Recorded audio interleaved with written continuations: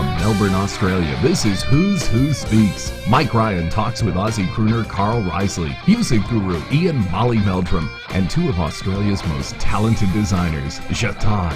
But first, let's see why Melbourne, capital of Victoria, is regarded as one of the great cities of the world.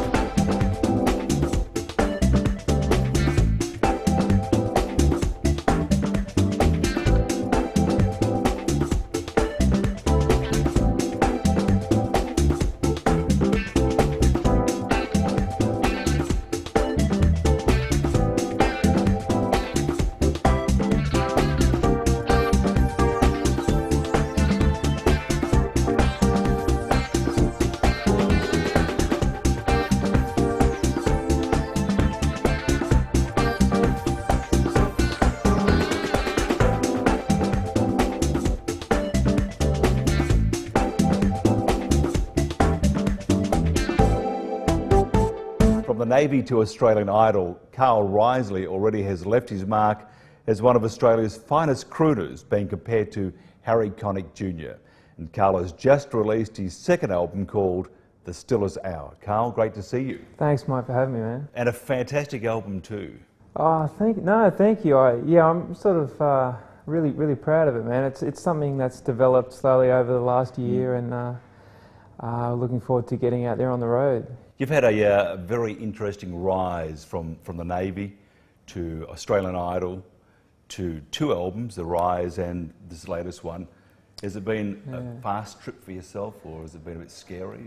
Yeah, it's gone really quickly, but I guess I've always sort of felt like when I was young and going through school that I've always wanted it to happen anyway, and it's sort of just.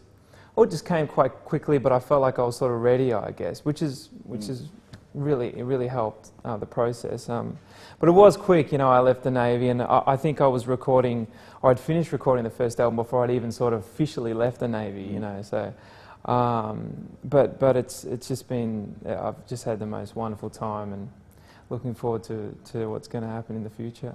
And you were a trumpeter with the Navy. Yeah, trumpeter. Yeah. So they had submarines, and you had your trumpet. Yeah, man. I was. Everyone was out in the front line, and I'm out playing the goose call, mate.